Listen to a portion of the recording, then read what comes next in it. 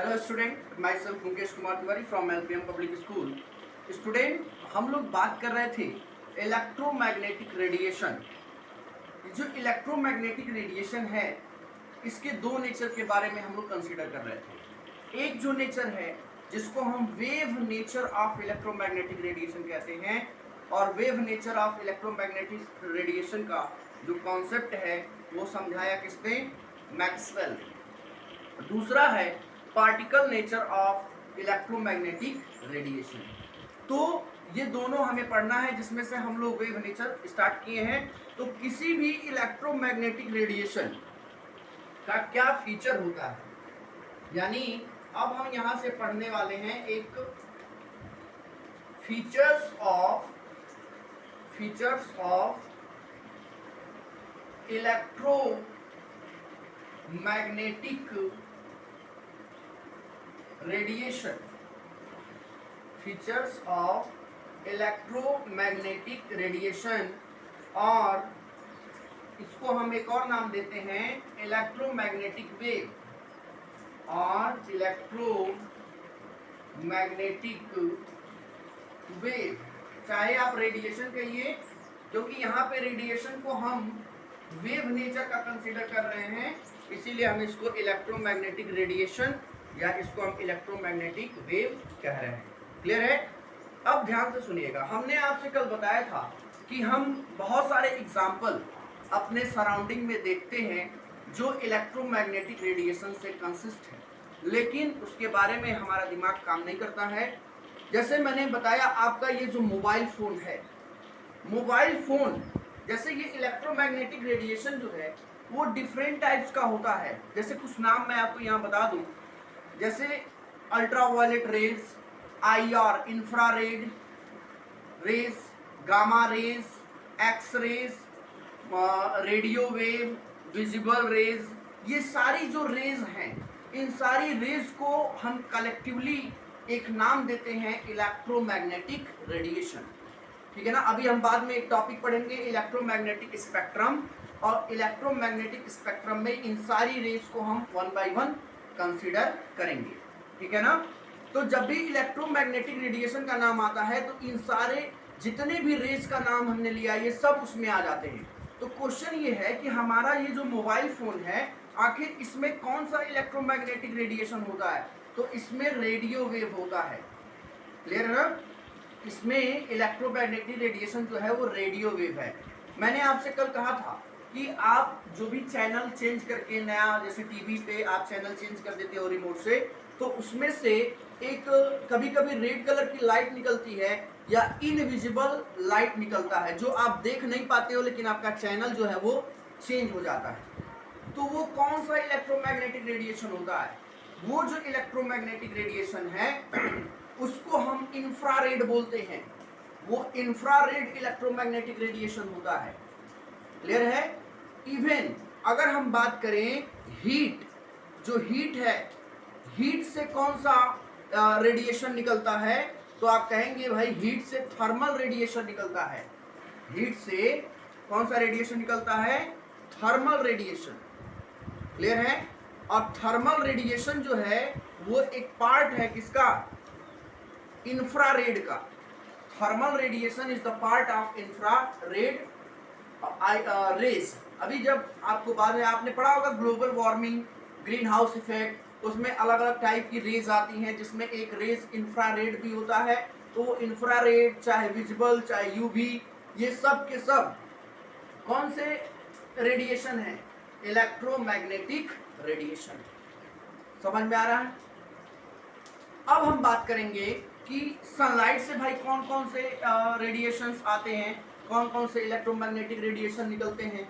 तो मैंने बताया अभी अल्ट्रावायलेट, विजिबल, IR, ये सब कहाँ से आ रहा है? सनलाइट से। ठीक है ना? तो ये सब अलग अलग टाइप के इलेक्ट्रोमैग्नेटिक रेडिएशन कहाँ पर कैसे हैं, ये सब मैंने आपको बताया है। और हमें यहाँ पे पढ़ना है इलेक्ट्रोमैग्नेटिक रेडिएशन। जो इलेक्ट्रोमैग्नेटिक रेडिएशन है इसके कुछ फीचर्स हैं, और वो फीचर्स हमें यहाँ पर वन बाय वन कंसीडर करना है। क्लियर है? आइए फीचर्स की बात कर लेते हैं। फीचर्स में क्या दिया है,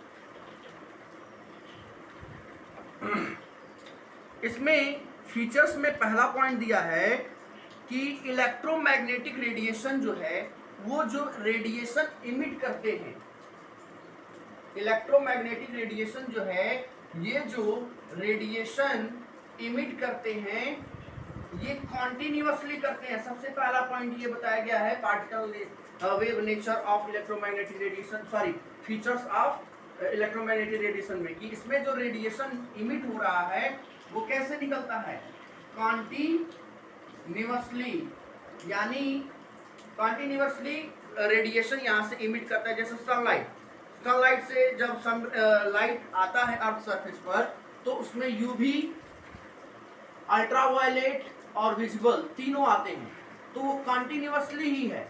अगर हम ये कहते हैं कि भाई विजिबल आ रहा है, यूवी नहीं निकल रहा है सनलाइट से, तो हम उसको डिसकंटिन्यूअस कहते हैं। यहाँ पर कॉन्टिन्यूअस का मतलब यहाँ पर है, ये इसका मतलब है। दूसरा पॉइंट ये बताया गया है कि अगर ये जो रेडिएशन है ये इलेक्ट्रिकल फील्ड में या मैग्नेटिक फील्ड में रख दिए जाए तो ये उसके यानी विच यहाँ पे दिया है the radiation are associated with the electric and magnetic field which oscillate perpendicular to each other and also perpendicular to the direction in the propagation.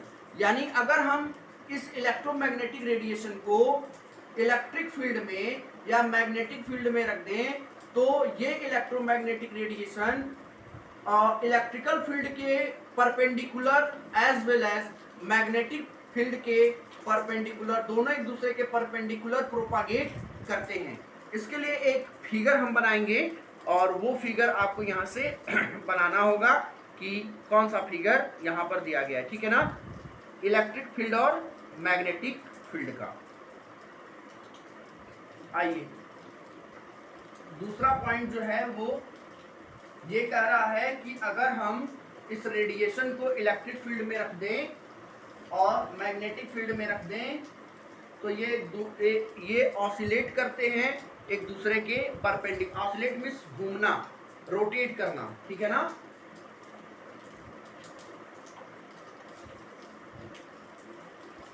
ये हमारा हो गया एक, और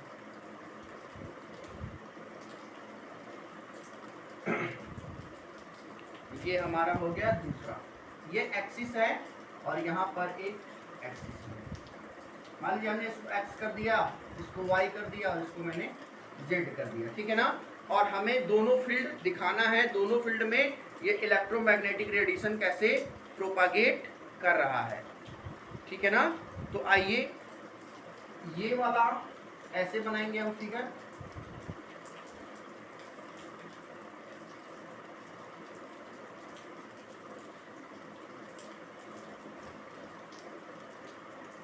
ये इलेक्ट्रोमैग्नेटिक रेडिएशन है जिसको अलग अलग फील्ड में हम कंसीडर कर रहे हैं कि कैसे ये प्रोपागेट कर रहा है। प्रोपागेट का मतलब आगे की तरफ बढ़ना।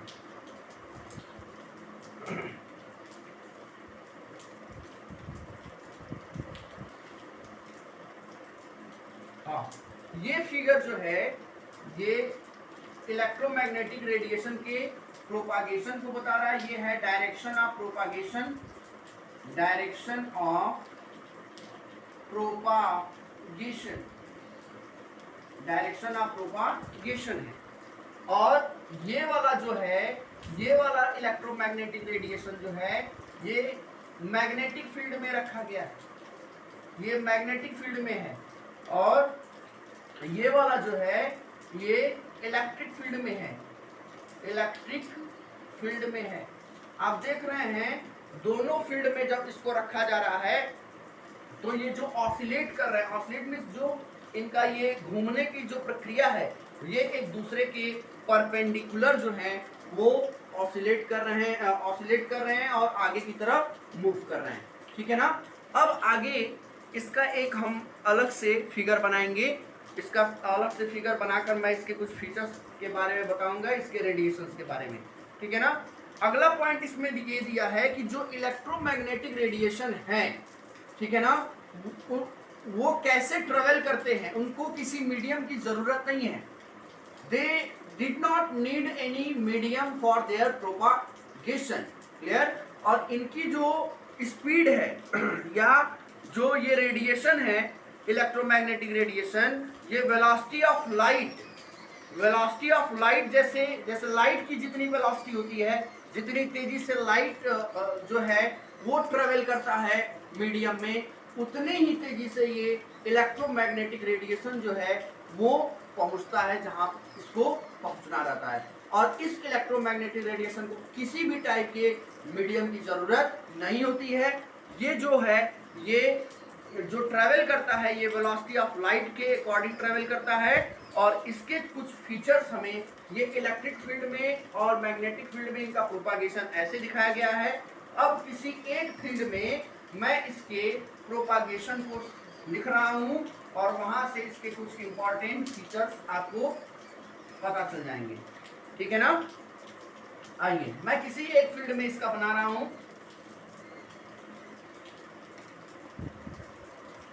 ठीक है। ये इलेक्ट्रोमैग्नेटिक रेडिएशन कह लीजिए या इसको आप इलेक्ट्रोमैग्नेटिक वेव कह लीजिए। ठीक है ना। ये उसका फिगर है। क्लियर। इसमें आप देख रहे हो दो चीजें। एक ये जो है इसको हम कहते हैं, ये ट्रफ है, इसको हम कहेंगे ये ट्रफ। ऊपर की तरफ जो है ये ट्रफ होता है। और सॉरी यहां पर थोड़ा सा मिस्टेक है,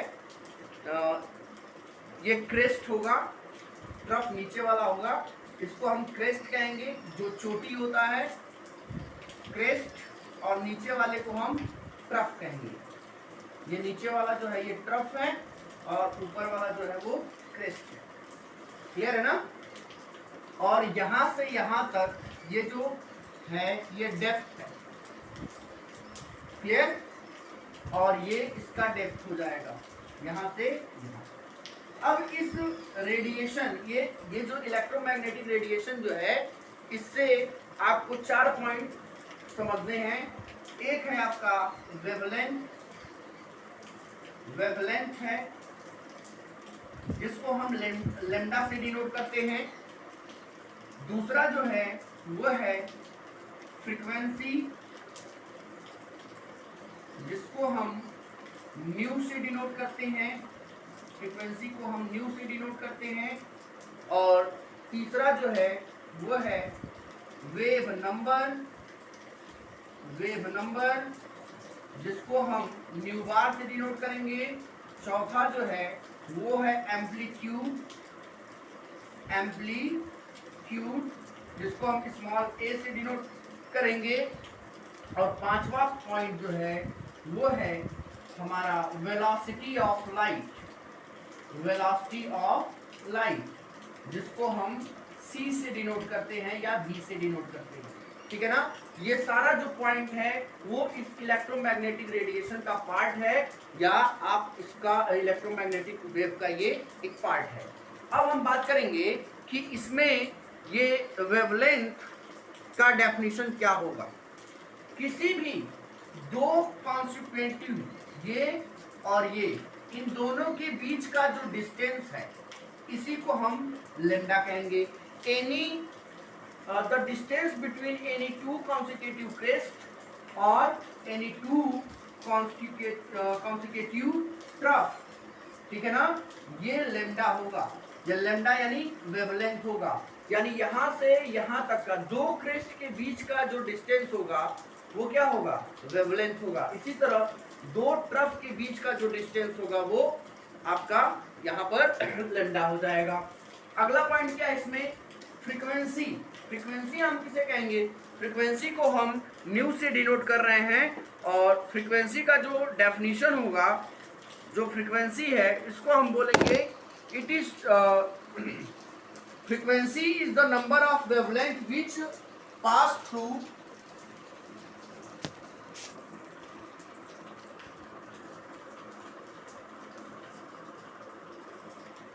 okay, frequency is the यहाँ पे दिया गया है कि frequency is the number of wavelength which passes through a point in 1 second, यानी कितने नंबर ऑफ ये क्रेस्ट और कितने नंबर ऑफ ये ट्रफ 1 सेकेंड में बन रहे हैं, वही क्या होगी, फ्रीक्वेंसी होगी। यानी किसी एक पॉइंट तक, आप कह लीजिए किसी एक पॉइंट तक कितने नंबर ऑफ ये क्रेस्ट यानी ये नंबर ऑफ वेवलेंथ मिल रहे हैं यहाँ पर, चाहे क्रेस्ट के केस में चाहे ट्रफ के केस में, वही क्या होगी, उसकी फ्रीक्वेंसी होगी। क्लियर है ना। अगर हम एम्पलीट्यूड की बात करें तो एम्पलीट्यूड जो है वो इस क्रेस्ट के यहाँ से यहाँ तक के बीच का जो डिस्टेंस है वो एम्पलीट्यूड होगा, या यहाँ से यहाँ तक का, यानी जो डेप्थ है, चाहे वो ट्रफ हो चाहे वो क्रेस्ट हो, इसी को हम एम्पलीट्यूड कहते हैं। क्लियर है ना। अगला नंबर जो है वो वेव नंबर है। वेव नंबर जो है वो भी कितना नंबर ऑफ वेवलेंथ यहाँ पर होगा, इसको हम फाइंड करते हैं। और तीसरा लास्ट पॉइंट जो वेलोसिटी ऑफ लाइट, जो आप जानते ही हैं। तो ये सारे पॉइंट आपको दिमाग में रखने हैं। वेवलेंथ क्या है, फ्रीक्वेंसी क्या है, वेव नंबर क्या है और वेलोसिटी ऑफ लाइट क्या है, एम्पलीट्यूड क्या है, ये सब इसी के पार्ट है। ये इलेक्ट्रोमैग्नेटिक वेव या इलेक्ट्रोमैग्नेटिक रेडिएशन के ये पार्ट होते हैं। मैं थोड़ा सा अलग से यहाँ पर बता रहा हूँ, ध्यान से देखिएगा। जो वेवलेंथ है, वेवलेंथ पहला टर्म वेवलेंथ था जिसको लैम्डा से लिखा गया था। इसका यूनिट किसमें होता है, एंगस्ट्रॉम में हो सकता है, पिकोमीटर में हो सकता है, नैनोमीटर में हो सकता है, मीटर में हो सकता है, किसी भी, ठीक है ना। तो जिस टर्म में रहेगा वहां से आप इसको चेंज कर लोगे। दूसरा जो है वो था फ्रीक्वेंसी, न्यू। न्यू जो है फ्रीक्वेंसी है, और फ्रीक्वेंसी की जो यूनिट होती है या तो हर्ट्ज होगा, क्लियर, या तो सेकेंड इनवर्स होगा, दोनों में से कोई एक यूनिट होगा इसका। तीसरा नंबर जो था वो वेव नंबर है। वेव नंबर को हम न्यू बार से डिनोट करते हैं, और न्यू बार की जो वैल्यू है ये सेंटीमीटर इनवर्स होता है या मीटर इनवर्स होता है। क्लियर है ना। और जो चौथा पॉइंट एम्पलीट्यूड है, ये डिस्टेंस है, मीटर सेंटीमीटर, जिसमें रहेगा उसमें हम लिखेंगे। और पांचवा जो है वेलोसिटी ऑफ लाइट सी, इसकी जो यूनिट होती है वो मीटर पर सेकेंड होता है। तो ये सारे यूनिट आपको दिमाग में रखने हैं, क्योंकि जब आप क्वेश्चन सॉल्व करेंगे तो इसका यूज आपको लगेगा। यहाँ से एक नया डेफिनेशन आप निकाल सकते हो। अगर वेव नंबर आपको निकालना है, वेव नंबर, तो wave number is equal to होता है 1/λ। Wave number is equal to 1/λ एक फार्मूला होता है। और आपने कहीं ये भी पढ़ा होगा न्यू यानी frequency, nu is equal to होता है c/λ। ये भी फार्मूला आपने कहीं पढ़ा होगा। न्यू इज इक्वल टू यानी frequency is equal to velocity of light upon frequency is equal to velocity of light upon frequency. Clear है ना। तो ये सब फार्मूले आपको दिमाग में रखने हैं। यहाँ पर एक हम लोग रिलेशन स्टेब्लिश करेंगे। रिलेशन किसमें होगा, relation between wave number and frequency. Relation between wave number यानी न्यू बार एंड फ्रीक्वेंसी यानी न्यू। क्लियर। न्यू बार और न्यू में हमें रिलेशन बताना है। तो आपने अभी देखा कि मैंने बताया था कि new is equal to c/λ होता है। ये इक्वेशन नंबर फर्स्ट बना लीजिए। और आपने लिखा था nu bar is equal to 1/λ। ये आपका इक्वेशन नंबर 2 हो गया। अब यहाँ से हम करेंगे क्या, यहाँ से आप करेंगे क्या, यहाँ से आप लिखेंगे न्यू इज इक्वल टू इस वाले इक्वेशन को ऐसे यहाँ लिख रहा हूँ, from equation first. Equation first को हम ऐसे लिख सकते हैं क्या, nu is equal to 1/λ into C, ऐसे लिख सकते हैं ना c/λ को। तो यहाँ 1/λ की जगह हम क्या रख देंगे, न्यू बार। तो न्यू इज इक्वल टू क्या हो जाएगा, nu is equal to C into nu bar. यही जो है ये रिलेशन होता है किसमें, फ्रीक्वेंसी और वेव नंबर में। क्लियर। आई थिंक आज ये जो मैंने आपको सब बताया है ये आपको समझ में आया होगा। अब आपको हमें बताना है, एक टॉपिक है इलेक्ट्रोमैग्नेटिक स्पेक्ट्रम, बहुत ही इंपॉर्टेंट टॉपिक है और इसके बारे में हम डिस्कस आपसे अपने अगले वीडियो में कल करेंगे। इसमें उतना तब तक आप देख लीजिएगा। क्लियर? Thank you.